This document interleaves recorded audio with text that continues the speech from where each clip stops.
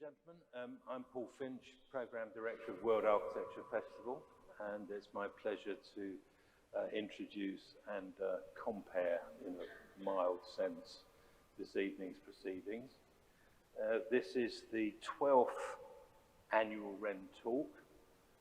Some of you might even remember the first one, which was launched as part of a funding initiative to raise money to repair Wren's wonderful spire at St Bride's, which was achieved. And since then, the talks have continued, as has repair and refurbishment work, particularly on the interior of the church, though there is still fundraising continuing for the external fabric. We've had a variety of speakers here over the years, all of whom have had an interest and commitment to history in one shape or form. And I'll come to tonight's speaker in just a moment, because I think we're going to get, as it were, a chateau-bottled historian rather than mere biographers or urbanists or architects or planners. I'd like to thank Alison Joyce, the rector, for being, as it were, the host for this evening, and to Gerald Bowie, who's the sort of engine room of the organisation of these talks, the Wren Insurance Association, who've been a long and loyal sponsor, and this year EMAP, for whom I work, who are newcomers to this area because in January we moved to offices in Bouverie Street, just around the corner. So we're supporting this event also. Well, our speaker this evening, Elizabeth McKellar, very distinguished career, V&A Birkbeck, Open University, eventually taking the chair in architectural and design history, and now an emeritus professor in the art history department. But quite apart from her academic career, she's also been an advisor to Historic England. She's been on the London Advisory Committee, which looks at the impact of new projects on heritage in general terms. And since, I think, 2021, she's been president of the Society of Architectural Historians of Great Britain. So we're delighted that she agreed to speak this evening. Her witty title is 1666 and all that. Please welcome Professor Elizabeth McKellar.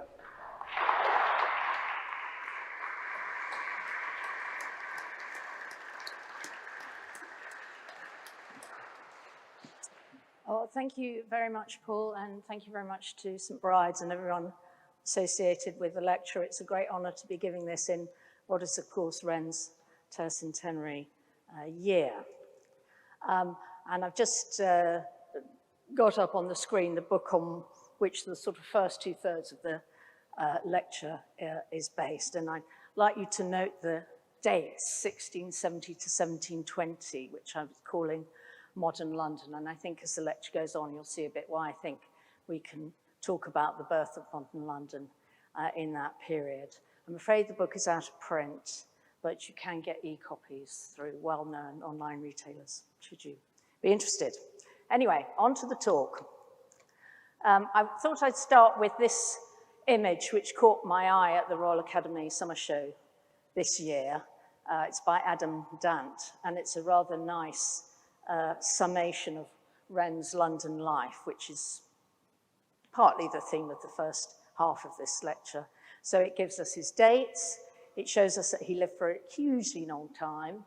He did a great number of buildings, including, of course, St Paul's and City churches, one of which we're in here now. And it also has, I don't know how well you can see that, but a little image bottom left of old St Paul's, the ruins, so the impact of the fire. And that's really my theme in the first part of the lecture. And I'm going to argue that in a way, Wren's unexecuted work, which was as influential as his executed work. And what I want to start with is giving you some idea about the London that Wren lived and worked in and the aspirations he had for improving it. So let's start with a map from 1660, before the fire. And as you can see, and I'm sure you know, London at this time consisted of three parts: the city, which you can see in the middle, very dense within the old walls, Westminster to the south and Southwark to, Westminster to the west, sorry, and Southwark to the south. And each of those areas had its own identity and purpose. The city, of course, was the oldest original part of London and remained its commercial heartland. In this period, London replaced Amsterdam and Antwerp as the financial and commercial centre of Europe, and by extension, therefore, the world, through the establishment of joint stock ventures such as the East India Company. And that boom in trade was enabled by something called the Financial Revolution, which created this new stock and credit-based economy in which capital became widely accessible for the first time. Westminster was the seat of Parliament, the judiciary, the court. The area resumed an important role with the restoration of the monarchy in 1660, following the upheavals of the Civil War in the 1640s and the Commonwealth from 1651 to 60. So the return of Charles II and the court from exile led to a renewed role for Westminster and the city generally as an urban stage for pleasure and fashionable pursuits. Southwark, of course, was centred on Lambeth Palace and London Bridge, you can see, which was the only crossing over the Thames at this date, and was the oldest settlement apart from the city. But you can see, I hope, on Bloom's map that there has been considerable expansion into the suburbs, both north and eastward outside the city walls, some of which was illegal, and that there's a small amount of development to the west around Covent Garden and Lincoln's Inn Fields in the 1630s. So there was therefore an inbuilt social geography in the layout of the capital, and contemporary writings delighted in delineating this in different ways. The Foreigner's Guide of 1740, for example, characterized the kinds of inhabitants as the east parts of London, almost as far as the bridge, are chiefly inhabited by seafaring men, the middle part of the city by merchants and tradesmen, the city and liberties of Westminster by the nobility, gentry, and retailing trades. Now, tonight we're concentrating on the city, which was by far the largest place in 1660, still dominated by its medieval monuments of like London Bridge and Old St. Paul's, which you see here. And for the most part, again, as you can see, the city consisted of low-level timber frame buildings punctuated by the steeples of the city churches. Now, all that was to change dramatically on the 2nd of September, 1666, when a large area of the city was swept away in the Great Fire. Ignore the bottom plan, just look at the views above of the city before and after. And the scale of devastation was immense. 436 acres were laid to waste, 13,200 houses destroyed, and 5/6 of the city within the walls burnt. So following on from the traumas of the 1640s and 50s with the Civil War, the Protectorate, and then plagues in the mid-1660s, it's not surprising that many people, especially Puritans, felt that God was wreaking his vengeance on the new hedonistic capital of Charles II. The court, in turn, felt the fact that the fire had taken place in the city, not Westminster, showed God's displeasure with its residents for beheading their king and supporting the parliamentarians during the Civil War. The fire provided the opportunity for a young generation of designers to create the city anew in a manner consistent with its new world status. The king issued a proclamation prohibiting any building until a new regulatory framework had been agreed, and a commission for rebuilding was very quickly established. It consisted of the king's nominees, Christopher Wren, John Evelyn, and Roger Pratt, and those nominated by the city, Peter Mills, Robert Hooke, and Edward German. And the diverse backgrounds of this group are typical of those involved in architecture at this time. They were generally either gentlemen amateurs or from the building trade. So the city appointees were mainly the latter type and the court reformer type. Mills and German were originally craftsmen, while Pratt and Evelyn were amateurs who both wrote important books on architecture. Wren and Hooke were eminent scientists. Wren was civilian professor of astronomy at Oxford and Hooke professor of geometry at Gresham College. What they all shared with the king was a keen interest in classical architecture and a strong desire to transform London into a modern city to rival any in Europe. Evelyn and Pratt had travelled in the continent in the 1640s and 50s to avoid the fighting at home, while Wren had recently returned from a trip in 1665, as he wrote, to survey the most esteemed fabrics of Paris. The French capital at that time had been undergoing a program of urban improvements since the mid-17th century. Foremost amongst this were the creation of townscape features, including boulevards and bridges, modern churches and public buildings, planned open spaces in the form of squares and other shapes indeed, and the renovation and expansion of the Royal Palace of the Louvre, as well as the formation of a grand quay along the Seine. The style used by the French was a modified form of the Baroque, less flamboyant than the Italian version, but equally interested in the grand scale and the creation of dramatic effects. And this became the predominant pattern in the 17th century, with the Baroque being adapted to suit varying national and religious affiliations. And Wren noted these French developments very carefully in both style and planning, and they informed his ideas about the rebuilding. The possibility of a radical change in the city's layout was eagerly seized, and within less than 2 weeks after the fire, Wren had submitted this plan for approval, with the other commissioners following soon after. Wren's son wrote of his father's plan in Parentalia: "The deformity and inconvenience of the old town was remedied by the enlarging of the streets and lanes and carrying them as near parallel to one another as might be, by forming the most public places into larger piazzas, by uniting the halls of the 12 chief companies into one regular square annexed to the Guildhall, by making a commodious quay on the whole bank of the river." So, as you can see here, in accordance with Baroque principles of axiality, Wren created great radiating boulevards to link key points in the city in a similar fashion to Rome and Paris. The highly commercial nature of the city is referenced in the placing of the Royal Exchange at the heart of the plan, and it's being given greater prominence in the cathedral. And I think perhaps I ought to just show you where that is. So here's where the Royal Exchange would have been, and there's St. Paul's being rebuilt on its existing medieval site. So the secular in Wren's plan has supplanted the sacred. Other key commercial buildings are down on the quay, where you find the customs house, and out to the left you'll see that he's created this, turned the River Fleet into a canal to improve the transport of goods. And beyond the canal on the far left, he's placed an imposing piazza, symbolizing the link between the city and those increasingly important western suburbs.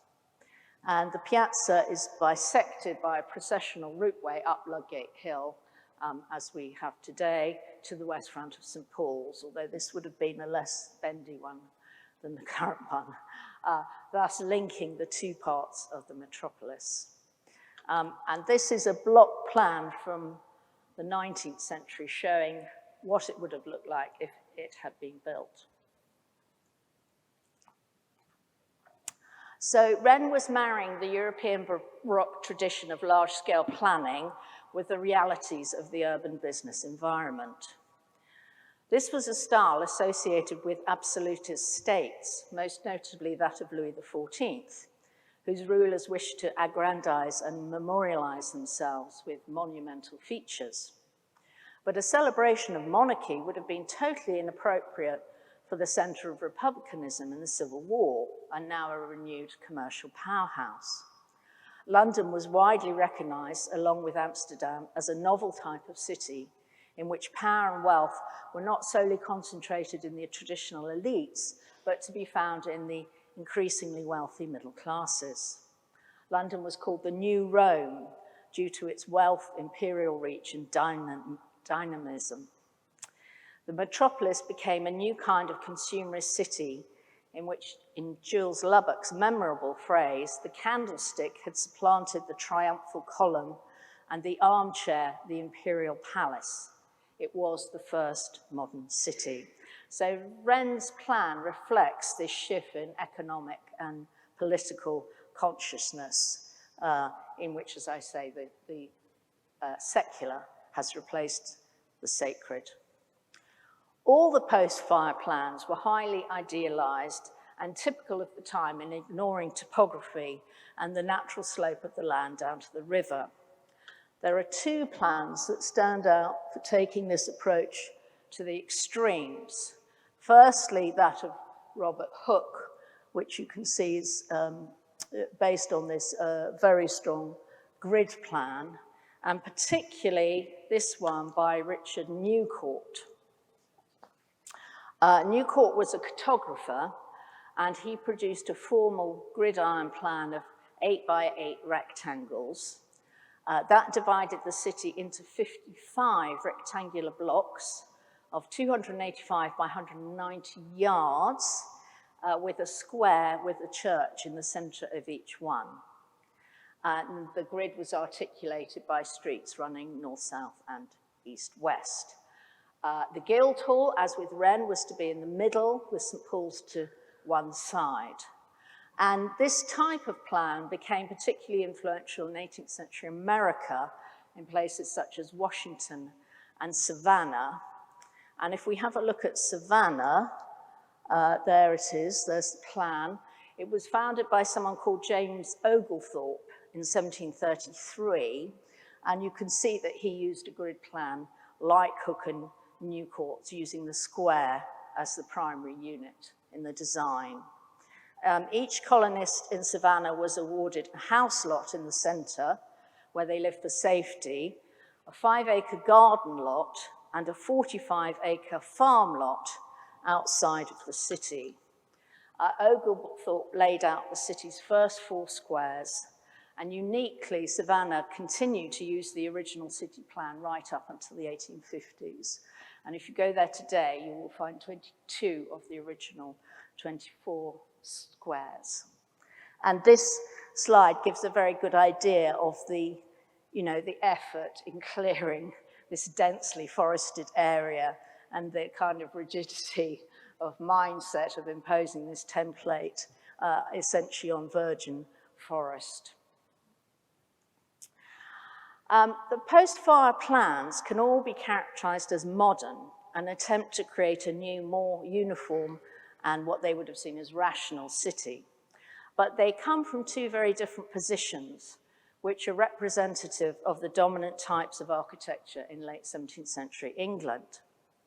On the one hand, Wren and Evelyn, I haven't shown you Evelyn's plan, but it's similar to Wren's, were both arch-royalists and classicists who were determined not just to reorder, but to beautify the city through the deployment of these Baroque grand gestures. And this was to become the architecture of the elite, primarily used for royal and institutional buildings, such as the Royal Naval Hospital at Greenwich, although Greenwich has sections which go back before this period. The very grandest country houses, such as Castle Howard and Chatsworth, and of course for St. Paul's, the centerpiece of the city as it was rebuilt. And here we see the magnificent west front, the double portico, and the word resurgam, I will rise again, inscribed on it. On the other hand, Hooke and Newcourt, the ultra-rationalists, were applying the same empirical scientific principles to their urban planning that Hooke used in his experiments at the Royal Society. Theirs was a minimalist approach to architecture, which eschewed Baroque ornament and rhetoric in favor of a stripped-down version of classicism, what has been described as Puritan minimalism. This approach generally used the much cheaper brick rather than stone and produced buildings that were compact and classically symmetrical, but which often dispensed with columns to frame the facade. And this was the mode used for the majority of buildings in both town and country at the time. And you can see those kind of houses in the background of this print of Robert Hooke's monument erected to celebrate the fire in 1671 to 77. In the end, neither approach won out, and none of the rebuilding plans were realized due to the limits of royal power, the complexities of land ownership, and the need to rebuild on existing plots as swiftly as possible. This triumph of the private over the public was to be typical of London's growth right down to the later 19th century. Although the commissioners didn't achieve their grand plans for the city, doesn't mean the fire did not have a profound impact in other ways. Brick townhouses were being built in London from the 1640s, but it was the fire which accelerated a wholesale shift to brick through the two rebuilding acts of 1667 and 1670. Their principal aim was to prevent a similar conflagration in future, and in so doing, they solidified a new template for urban housing. The acts specified three key features, which you can see here. Firstly, that all houses to be of brick, not wood, that there were to be substantial party walls between houses, and three types were introduced with standardized floor heights and wall thicknesses. And you might be able to see on the left, it says there's a fourth type that wasn't specified, and I'll come back to that in a minute.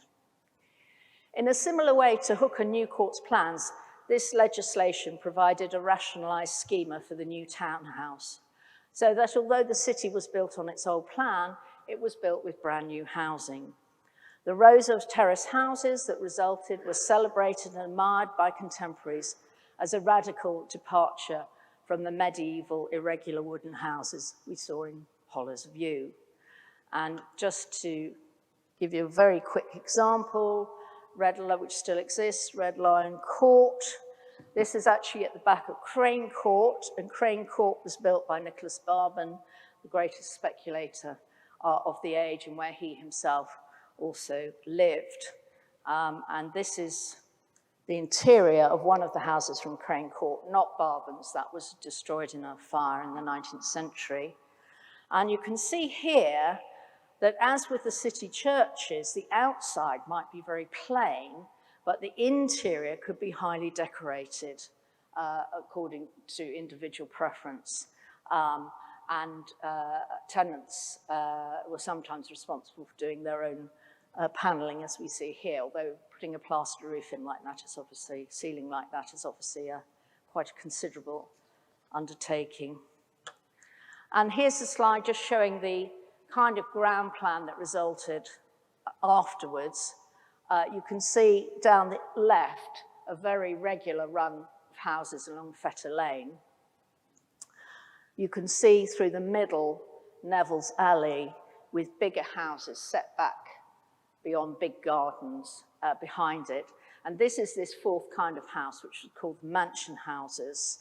And the dimensions weren't specified because they were for persons of quality who, could determine their own dimensions.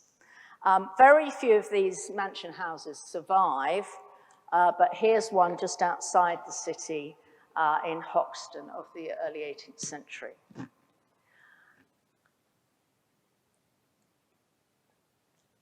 The Act also, of course, provided the means to rebuild the parish churches in St. Paul's through the tax on coal, and Wren was appointed surveyor in 1669 to oversee the work.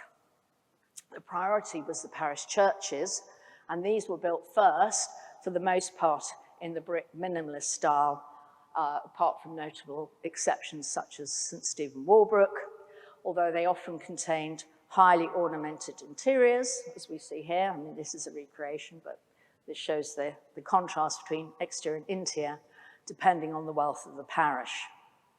Work on the cathedral didn't begin until 1675 and ended in 1711. And these religious buildings, along with the monument, are the most visible evidence of the rebuilding program today. The rebuilt city, with its dramatic skyline of dome and spires and bustling riverscape, was celebrated throughout Europe. It's captured here by Canaletto when he visited England in the 1750s. It celebrates its triumphant commercial and architectural resurgence from disaster. However, not all images of the city were as radiant as Canaletto's. In the 18th century, many commentators bemoaned the loss of Wren's grand vision. John Gwynne, writing in 1766, complained that the city is nothing more than a confused heap, an irregular, slovenly, ill-digested composition, that its principal avenues are narrow and crooked, that the greatest part of the crawl is composed of blind alleys and narrow, unconnected passages.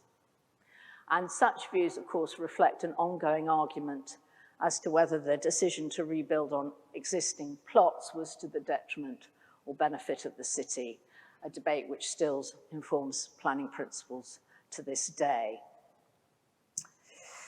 Okay, now I'm going to move on from considering London in that period to Wren's global legacy, particularly through that plan in the early 20th century.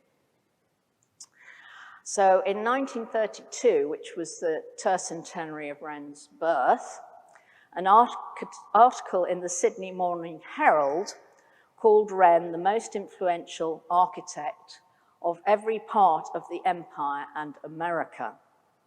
And in this section, I want to look at Wren's influence on city planning in the first 30 years of the 20th century.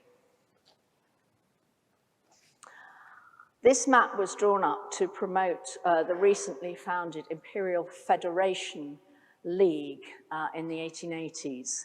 And it was the founding of that league which set off a wave of urban expansion and marked the beginnings of a new political order with an evolving relationship between London and its dependencies as they moved towards new forms of colonial relations. In terms of city planning, in Australia, the federal capital, Canberra, shows the approach taken to colonial town planning at the time had not really moved on much from that of Savannah. It continued the classical tradition of overlaying a giant geometrical plan on an often virgin site with little regard to topography, as you can see here with this survey. But if you actually look at Canberra, you see it is actually an undulating site, and the highest area is crowned by a lofty, domed capital inspired by Greenwich and St. Paul's. At the turn of the 20th century, the British Empire seemed to be at its height in terms of its geographical extent and political and military might. Yet with the death of Queen Victoria in 1901, there was a widespread sense of crisis in Britain and a keen conviction that an era had ended. Britain's economic power was already waning as it became just one among many powerful industrial states. This resulted in closer and more formal relationships in firstly the Imperial Federation and later what was called the Commonwealth. This relationship was restricted to the white self-governing dominions of Canada, Newfoundland, Australia, New Zealand, and South Africa. So this shift in constitutional arrangements took place throughout the empire and also at home with the reforming Liberal government of 1905 to 15. Their dilemma was how to maintain the unity of the British domain at a time of decreasing political control. One way of doing this was through employing architecture as a unifying force throughout the colonies, using a recognizable repertoire of architectural forms deployed in multiple locations. So around 1900, there was beginning to be a consensus on what the most appropriate style to signify empire might be. Architects in Britain were turning away from the so-called free styles, which followed on from the arts and crafts movement, towards a more rigorous form of classical architecture. This was the mode that Edwin Lutyens called the grand manner, which looked back to the English Baroque of Wren and Vanbrugh, but also to contemporary French and American versions of the Beaux-Arts tradition of formal rational compositions. The approach was particularly strong in the United States in what was known as the City Beautiful movement, where it informed the influential replanning of Washington, D.C. in 1901 as a spacious green city of wide processional routeways lined with neoclassical buildings. And I think you can see something of the influence of the Baroque planning on that. Now, this plan, the Macmillan Plan, was not fully realized, and it actually drew on a late 18th century plan, which laid the germ of this. But nevertheless, it sort of established the form that Washington was going to take thereafter, especially with this Grand Mall, which runs across the center of the plan, which was called the National Mall, to be lined with the great museums and the great memorials like the Lincoln and Jefferson Memorial, running down from the Capitol at one end to a great park at the other. Here we see it as built with the Capitol here, radiating avenues, and this grand central but green avenue. And this plan, along with Wren's plan, was to become the sort of default model for later 20th century planning. The new classicism also found its expression in public buildings, of course, where the tradition of stone carving, manipulations of scale, and rhetorical gestures could be employed at their most dramatic. Its internationalism, monumentality, and predominant use of stone made it the new architecture of empire. And I would recommend a book which has come out recently called Building Greater Britain, Architecture, Imperialism, and the Edwardian Baroque Revival by someone called Alex Bremner, just came out earlier this year, which discusses this in a great more detail than I can do tonight. This new imperial style was used not just abroad, but also at home in all four nations in places such as Belfast and Cardiff. In London, the building of the Admiralty Arch marked the beginning of attempts to give the capital a suitably imperial image with as you can see, at the top is the plan, a new route running from Trafalgar Square on the right, linking up to Buckingham Palace on the left, and that processional route that we're all very familiar with now from television coverage of royal events. And then in front of Buckingham Palace, a new Victoria memorial in a grand Baroque style was created, although you can see those colonnades weren't ever actually built, but the actual memorial was built. The Admiralty Arch was to provide a grand triumphal entryway to this imperial routeway, and you see here a post-World War I procession with troops from all over the empire processing along the Mall. Pretoria in South Africa was another brand new capital, like Canberra, where a set of principles about imperial architecture were worked out during the decade of reconstruction that followed the Boer War. Its architect was Herbert Baker, later to be the co-architect of New Delhi with Edwin Lutyens.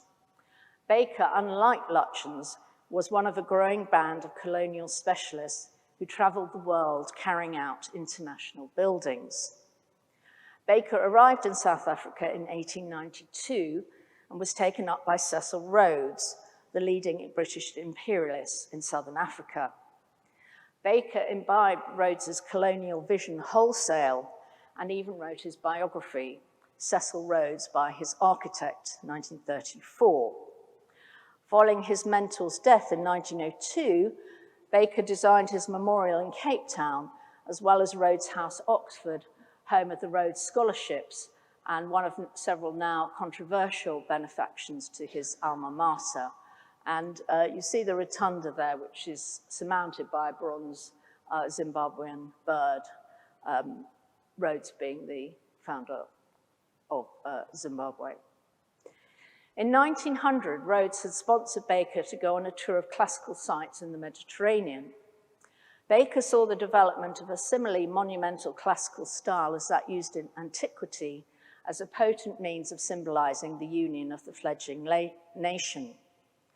At Pretoria, Baker decided to site the new government buildings on a rocky outcrop, echoing the Acropolis in Athens. Here, as you can see, he created a series of terraces and steps, a via sacra, up to a monumental structure. It comprised 2 horizontal office blocks symbolizing the union of the 2 races of South Africa, which is not the black and the white, as you might think, but the Dutch and the English.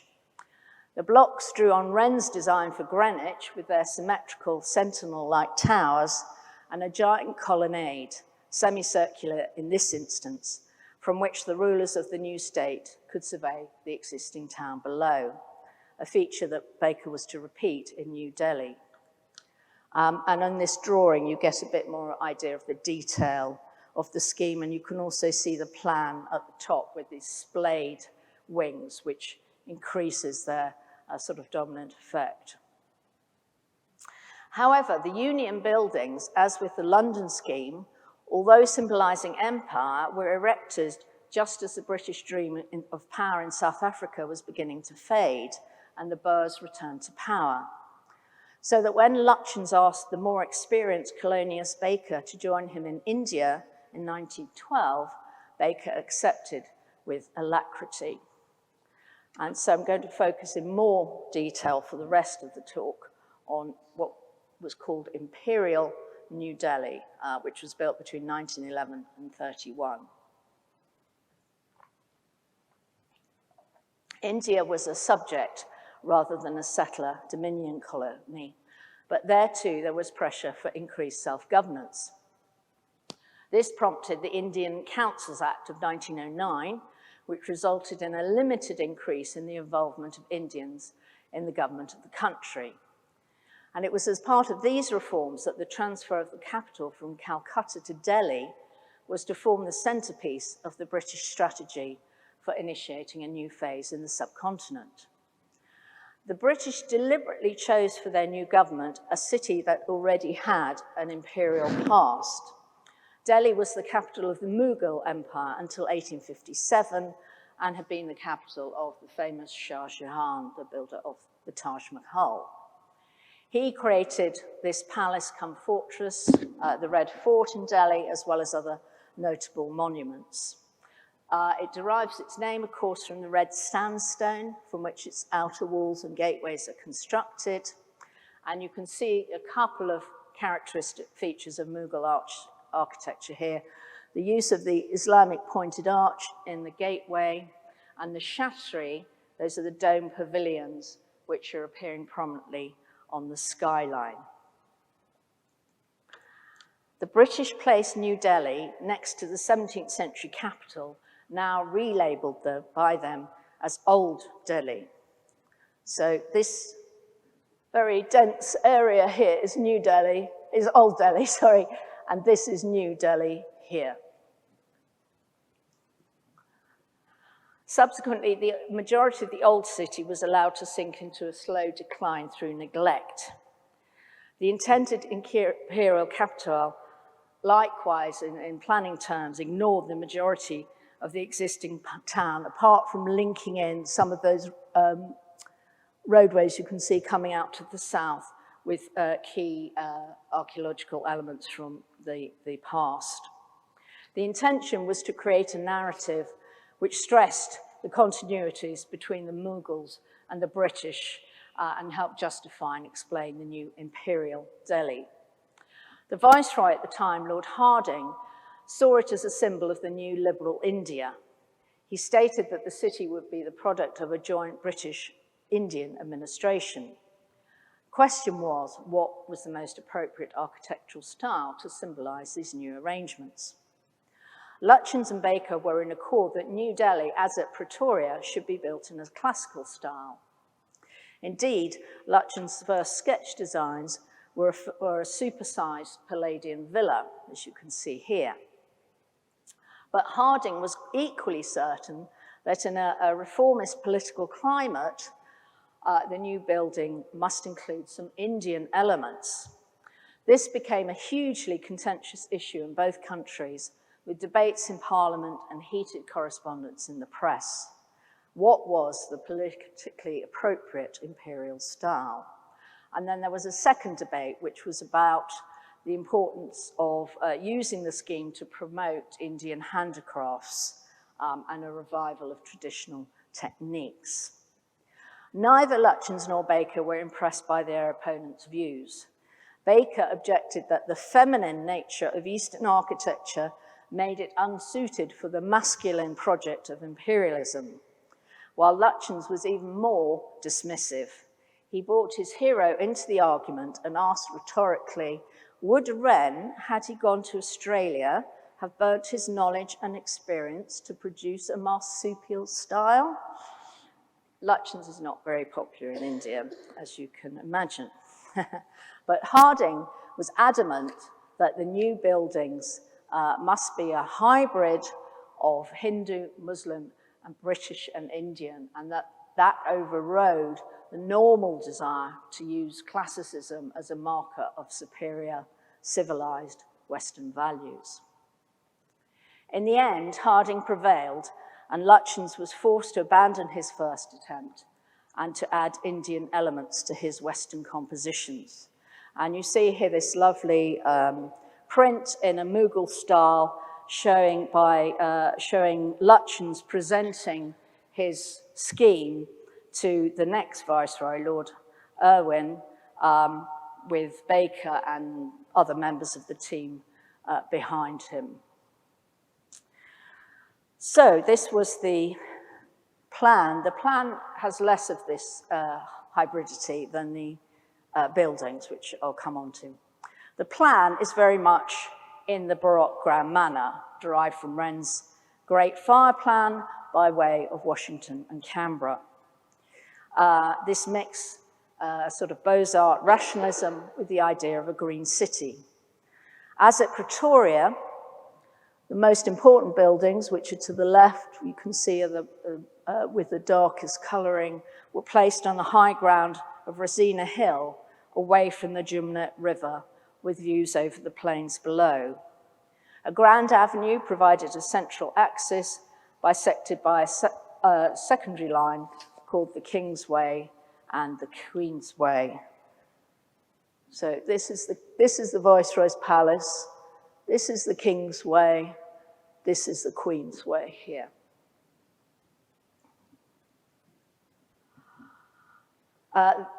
This forms the basis for a very complex series of interconnecting triangles which stack into hexagons with roundabouts marking the critical junctures.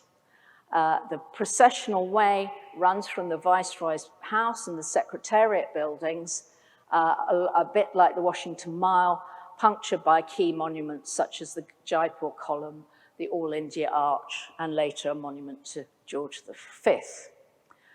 The plan where this differs from 18th and 19th century plans, though, is that, like Canberra, it was organized around modern planning principles into distinct zones. There were three main areas: governmental, residential, and commercial. There was no provision for industry, which took place in the old city and the suburbs. So the government buildings are in the center, around those central axes, and then there's a hierarchical distribution of housing with the most senior officials in the middle, and then moving out into the suburbs in layers of decreasing social importance. And you can see here the zone for officers and what was called the bungalow zone. And you can also see the huge amount of green space. And surrounding all this was a green belt around the whole city, which included many recreational spaces for those very important sports in colonial life, such as polo, golf, etc. The climax of the scheme was the Viceroy's house, set up on the hill, as I said, and it's the design of the palace which demonstrates this hybrid approach that Lutyens was forced to adopt most clearly. On the one hand, the building still reads as a monumental classical dome structure, particularly from afar.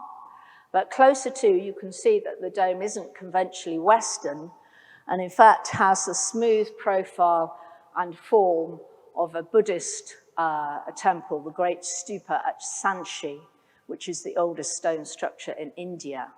You can also see the little shatteries around the dome and on the skyline, as at the Red Fort.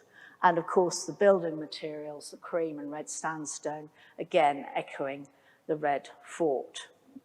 The Viceroy's Palace was an enormous place of Pyrenean proportions, covering 2/3 of a square mile, and at its heart was the Durbar Hall, which you can see there in the middle under the central dome.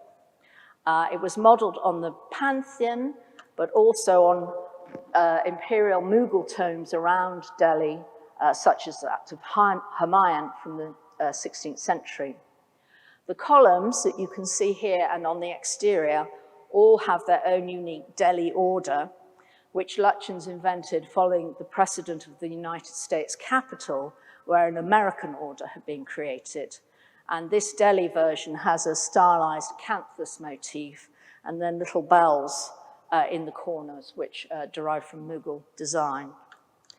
The other main edifices are the Secretariat blocks by Baker, using his own version of the Grand Manor, strong sculptural blocks placed in a repeating pattern with domes echoing Greenwich again, and a sort of fitting entranceway to the more statuesque qualities of the Viceroy's house, again with Shattery prominently on the top.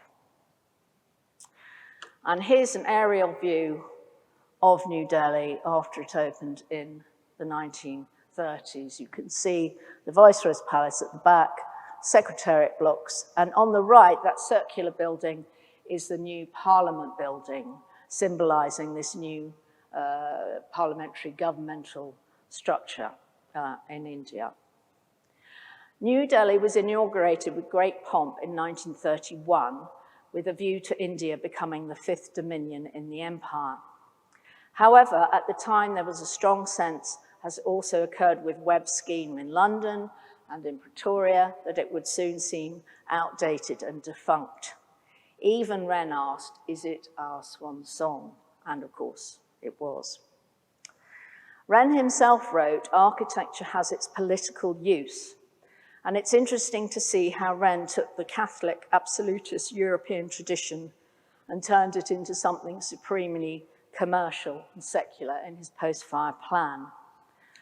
This negating of its autocratic roots, in turn, helped it become the dominant model in both pre- and, more surprisingly, post-independence America. Its geometric spatiality was then taken up as part of the Renaissance, that's the W-R-E-N, Renaissance of the late 19th and early 20th centuries, where it became subsumed by global imperialism as part of an ultimately doomed attempt to consolidate colonial identities through the creation of new spaces and monumental forms. I'm going to finish there, but I just want to use one more slide, if I might, just to mention the SAHGB, Society of Architectural Historians of Great Britain, of which, as Paul said, I am present. For those who are interested, you can go to our site and find out more about us. Of course, we're here this evening partly to raise money for St. Bride's, but I'd just like to also draw your attention to the fact, in order to preserve historic buildings, we have to have the knowledge behind and the publications behind or to carry out that work and build up the base, and that's essentially what the SAHGB does. So if you'd like to take a look, we'd be delighted. Even if you want to join, we'd be delighted to see you. But thank you very much indeed.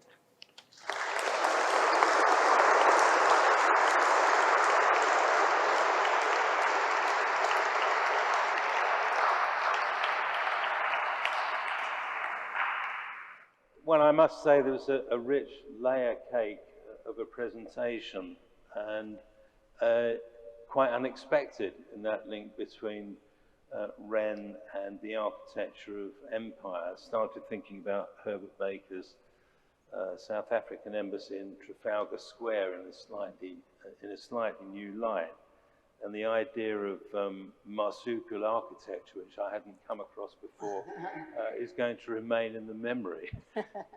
Now, we do have a few minutes for some questions. So if you'd like to ask Elizabeth McKellar anything, do raise your hand, and we've got some roving microphones. Let me kick off with one, because one thing that struck me was there any connection between what happened in Barcelona and the rest of sort of the sort of town planning you've been describing? Clearly, it involved geometries and set pieces and regularity. And I'm wondering if there's any connection, or did they just come from a different area? Well, I think that that's a continuation of the sort of European tradition. And Barcelona is it early or mid-19th century, that grid plan? Yeah. So, I mean, that carries on in Europe fairly continuously. But then, of course, as you get later in the 19th century, you get the picturesque coming in, and Sitter, and the idea of the beautiful city is not the straight line, but the curving line, and, you know, picturesque variety. But up until the mid-19th century, essentially the Baroque tradition in town planning, you know, holds strong. Of course, London's a bit of an exception, partly because we didn't really have much town planning. It was all, you know, by accident more than design. But, you know, Nash's Regent Street, of course, you know, he wanted the straight line. He had to go around All Souls, and then it created variety accidentally. So I think, you know, there's an ongoing line about classicism, and then at different periods, other ideas come in. And then what's happening in the early 20th century is that the Garden City movement, picturesque variety, having held sway for 30, 40 years, a bit more, then there's this big classical revival, and everyone looks back again and says, well, you know, we should have had Wren's plan. That would have been London. Then London would have been fantastic. I was going to ask you slightly cheekily whether you think London would have been a better city had Wren's plan been delivered pretty much as designed. My answer to that used to be no, but given what's happened over the last 15, 20 years, where the medieval has been pretty much obliterated, I would say, you have to be quite attentive and knowledgeable to feel that medieval street presence in the way that you used to be able to when I was younger, certainly, because the whole scale of the city has gone up so much. The block plans have changed. And now this has happened, which I think is a great pity. I sort of feel if we'd had Wren's plan, that the strength of it would have protected it more. And even if you were building, you know, great big modern, very tall buildings within it, it's a kind of plan that suits that architecture better. Yeah. So my view on the city has changed. But really, I'd like to go back to the 19th century and sort of, you know, be wandering around the smoke-filled alleys and the Dickensian image of London. Thank you. Any questions? Yes, please. There's a mic coming.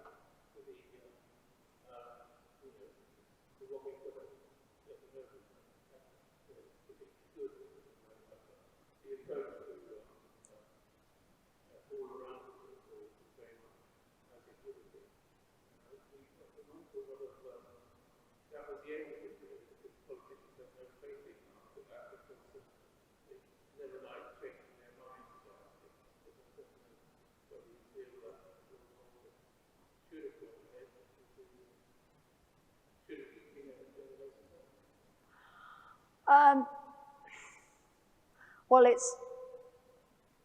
it's also been, the whole approach has been massively compromised by, you know, traffic, hasn't it, and the roadways. So I think if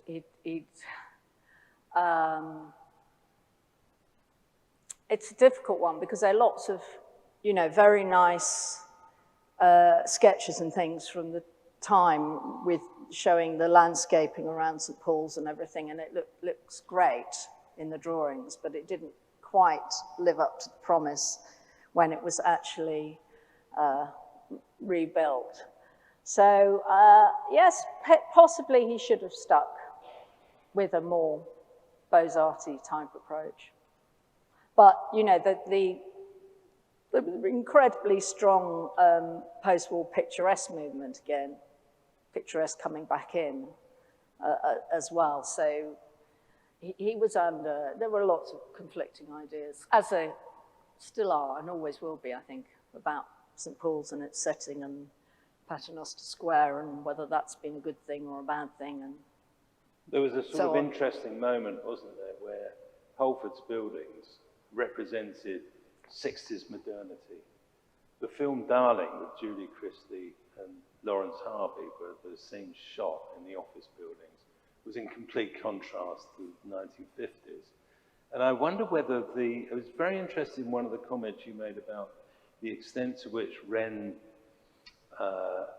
switched from the sacred to the secular. And I just wanted to ask you whether the context in which he was doing that was one still of devout belief, of course. To what extent was this conscious, and to what extent was it a kind of response, possibly subconscious, to the, you know, the zeitgeist, for want of a better word? Well, of course, late 17th century England is, you know, still it's a Protestant nation. That is very much part of the identity, but it is also the time of the scientific revolution, the Enlightenment, a new rationalism in thinking. So, and Wren has a foot in both camps. You know, his uncle was the Bishop of Ely. He's brought up absolutely steeped in the Anglican tradition. On the other hand, he is one of the leading scientists and experimenters of the age. So although I phrased it like that, I don't think it shows any reduction in Wren's personal beliefs, but just a recognition that and of course he's kept the St. Paul's on the same site. So that makes it easy not to have an argument because he's not tried to move St. Paul's. He's just, what he's done is instead of St. Paul's being the main focus, it will be further back with the Guildhall and the city livery companies around it. So I think it probably is conscious by him, but I don't want in any way to suggest that he's an atheist or anything like that. He's just reflecting new socioeconomic realities. And I mean, this is an age which has been torn apart by religious rivalries, you know, and the distrust by the more extreme Protestants of what they saw as this increasingly hedonistic secular society was extreme. So there's still a lot of heat around religion. Thank you. I'll take another question if there is one. Sorry, yes, please.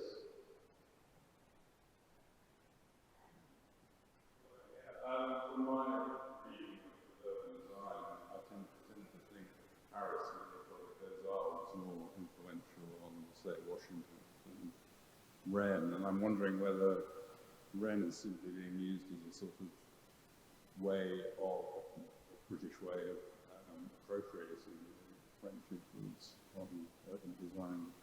Absolutely, absolutely. No question that, you know, and that's why I did very briefly show Washington. There's no question that the Franco-American tradition is as strong, if it's stronger than the British one, but Wren's plan becomes this very convenient British example, particularly for New Delhi, of what they're, but no, I think you're absolutely right.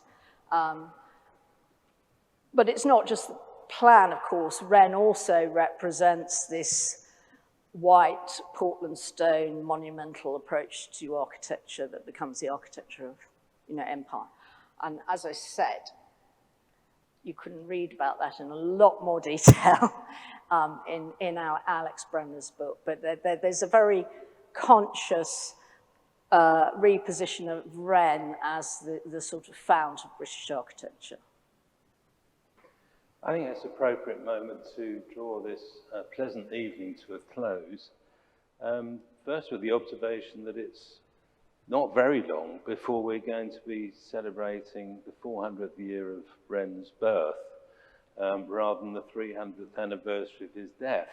I mean, it's only a decade away, and on the basis that these talks have been going for 12 years, I look forward, perhaps not personally, to introducing a speaker to mark that auspicious occasion. I should thank St. Bride's again for hosting this event, and thanks once again to Wren Insurance in particular and EMAP.